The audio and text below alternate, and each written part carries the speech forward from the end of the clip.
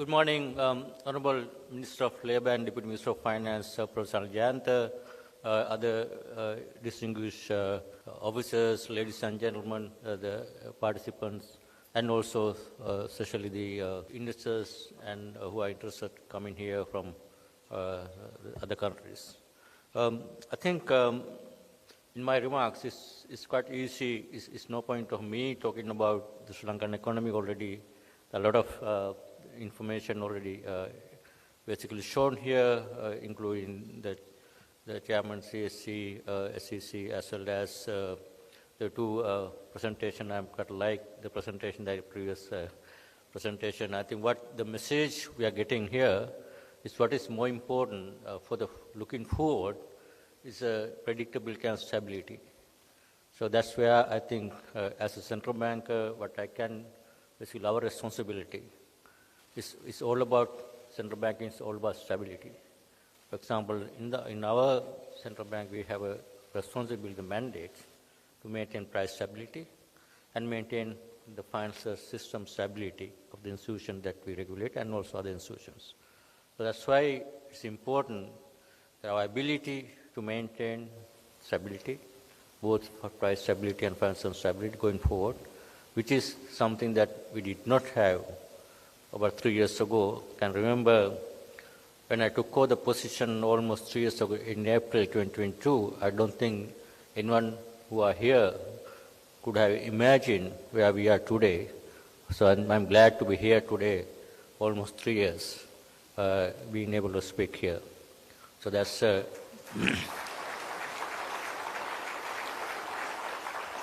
thank you.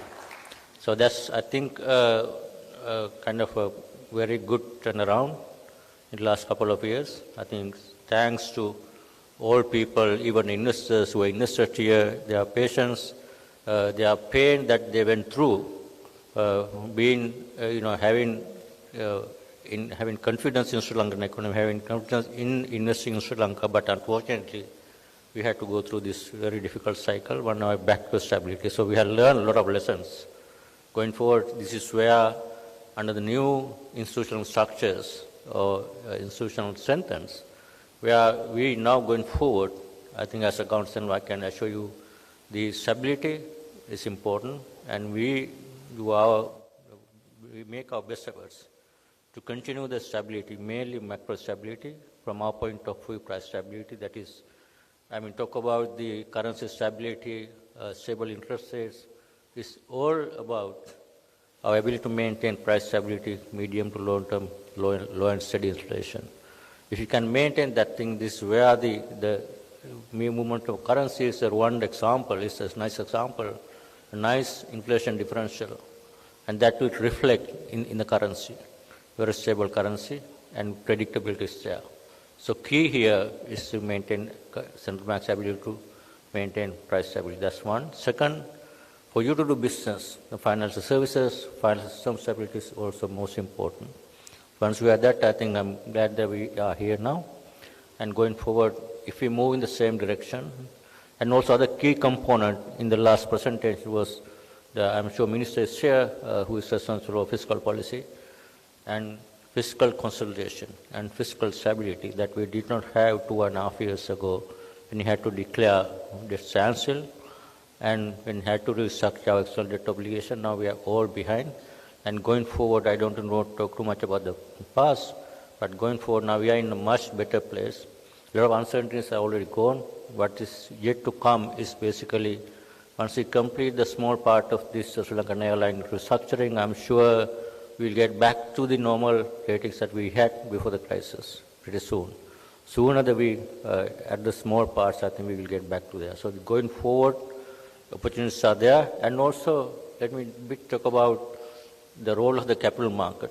So it's not our central, I'm sure SCC and others have greater role to play, but from the overall economic point of view, important indicator that we saw here is the one is market capitalization. And now the economy is stable, and going forward, I'm sure there are a lot of companies, businesses need to raise capital. But in our structure of our capital markets and also financial markets, Still, Sri Lanka's financial markets or raising capital for business is dominant basically by the banking sector mainly. So capital market, the market capitalization is still 14-15%. There's huge potential. Why this is important? Because when you look at the banking sector that we regulate, banks cannot provide medium to long-term capital for obvious reasons, because they rely on their liabilities are short-term, relatively collecting deposits and then lending to the businesses or individuals. When you have short-term liabilities or exposure is mismatched, I don't think banks will ever be able to provide sufficient medium to long-term capital for the higher economic growth that we need in this country for the next several years. That is where the capital market must be the source of raising medium to long-term capital. That's why I see huge potential here. And also from our point of view, the stability of the financial system is important to maintain stability of the banking system. For that, we are now bringing in new regulations already issued in terms of banks' exposures to big corporates and also exposure to state-owned enterprises. They need to diversify their exposures, bring down the excessive exposures for next 3 years. We are given the timeline, which means what is the choice for these big corporates, big state-owned enterprises to raise capital is to go out of the banking system and try to raise capital out of the capital market. So the question is that whether capital market is ready. I'm happy to hear earlier speakers talk about bringing new instruments, bringing new capital raising ways in terms of new listings, new instruments, and both the stock market, the corporate debentures, corporate debt, all these markets still relatively very low. I think that is something essential if we are to raise medium to long-term capital for this country to grow. I think this is one important responsibility for the capital market regulator and as well as the capital market participants. That's an important point. That's where this forum is timely and very good. This is from the capital raising point of view is one thing, not only for the private sector, but also for the government. If you look at the government in the process of fiscal consolidation, I don't think government is in a position to deploy capital out of the taxpayers' money to expand even state-owned enterprises. Even banks have limited capacity to support for them to continue to expand if there's going to be state ownership. So that's where I think it's important. These even state ownership, state-owned business entities, as well as large corporates, they should be able to raise capital for their future expansion and development through the capital market. There are two ways. One is, government policy, I'm sure Minister will elaborate on this. The policy, we talk about state ownership versus public ownership. So while keeping the state ownership is one thing, but having public ownership means offering public opportunity to diversify into public ownership from the state ownership. I think when you look at Sri Lankan state ownership, Sri Lankan state owns a large, huge stock of the assets. Over several decades of taxpayer money being funded and develop this thing, I think this opportunity. Even this good for the market developments, capital market developments, you need big state-owned enterprises be listed in the capital market that will provide more opportunities, that will bring in governance and all the important governance measures into state-owned enterprise businesses. This is my personal view. I'm sure government also indicated their willingness to basically provide that opportunities for public ownership compared to state ownership, while keeping certain amount of state ownership, but offering that part to public is the right move in my view. I think that's where you will have opportunities. And corporations, both public and private, will have opportunities to raise capital. Medium to long-term capital is something necessary for long-term investment. With the stability is now in place, with predictability is in place, but capital is where that's capital formation is very important. That's from the raising capital formation point of view. But from the other side, investor point of view, if you look at Sri Lankan investors, or general public, what are the investment opportunities for the public available in Sri Lanka? It's still, as I said, a lot of even people, whatever their savings, they invest in fixed deposits or something in the banking sector.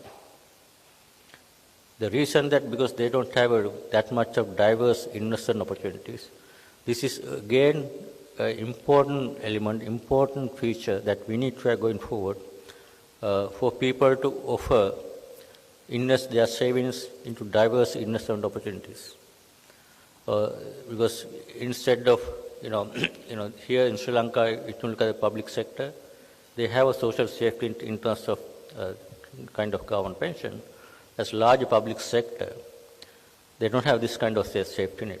The only way that these people, for their senior citizens or ages, is to whatever savings they have, they would usually come in the bank and deposit and trying to live out of the interest income. That is not sustainable. That's where capital market developments, offering more opportunities for regulated capital products is important. I think there's a lot of opportunities also. And this is where, because there's a lack of investment opportunities in different diverse instruments, people get into scams, people get into pyramid schemes, people get into unauthorized deposit-taking businesses, and people lose their money because under normal, this kind of multiple cycles, obviously market interest rates can't be very high, can never be double digit if we maintain inflation of 5%. So you have to have a situation where people get used to relatively low banking interest rates. Then what are the opportunities for these people to invest their savings and earn higher return for their living going forward, or for them to be able to have a reasonable high return? That is where one is obviously government securities market is one other alternative opportunity. That's also be part of market development. But more than that, I think corporate debentures, capital market, and regulated instruments by these capital market players, there are a lot of opportunities, and that will give more opportunities, and that will good for the people to have a reasonable return. That's where if you look at out of the frontier market and emerging and advanced markets, I don't think a lot of all these countries, people live out of their interest income from their deposits in the banks. They can never be. There's a right macroeconomic situation. No one will be able to live out of the interest income, out of their savings, unless they have huge amount of savings in a bank. This is where it's important to provide those kind of financial instruments. That's the responsibility of this forum, and that's why I think from the one side developing capital market and another side providing opportunities for people. Even if you look at large institutional investors like EPF, so we manage the EPF. Right now, almost 95% of EPF, we don't have options, only to invest in government securities. So, but if the fiscal consolidation path going forward, I don't think EPF will have challenge going forward to invest the savings of the private sector, huge, largest fund in Sri Lanka. But if we move into a capital market, right now the size of the capital market, or try to stock market, if we move in 1%, there will be overheating of the market. So we need much more diversified, liquid, lot of, the companies listed, good companies listed, even state-owned companies listed, then that will provide opportunities for investment funds like EPF to diversify opportunities that will provide opportunities for the market as well as for the retirees or for savings of the people who has to be able to give better returns. I think these are the things that I would like to highlight here. I think in the panel I can talk about the economy if you want, but I thought I would highlight these things. And from the foreign investors' point of view, all I can say is they are looking at obviously stability. If you want stability, you just monitor and look for any deviation from the stable paths that we have already, government has committed to going forward. There's a deviation from the fiscal consolidation path, obviously there will be less stability. There's a deviation from the low and stable inflation, there will be less stability. If there's a deviation from this stability of the financial system in terms of banks, there will be less stability. And over and above, those are economic stability factors. I'm sure Minister can talk about the political stability. This is also important. With now the stable government is in place for next 5 years. This is what even last 2 years, the challenge for us to maintain even economic stability with less political stability, changing administration. So that's even with that kind of volatile political or less political stability, we have been able to maintain that. But I think going forward with stable political system, I'm sure that part is so now in place. I think there's so opportunity, there's a way out, there's a clear path now. If the policy stability is there and political stability is there, I think there's opportunity for the markets to play the role in the next several years, decades of economic growth in Sri Lanka. Thank you very much.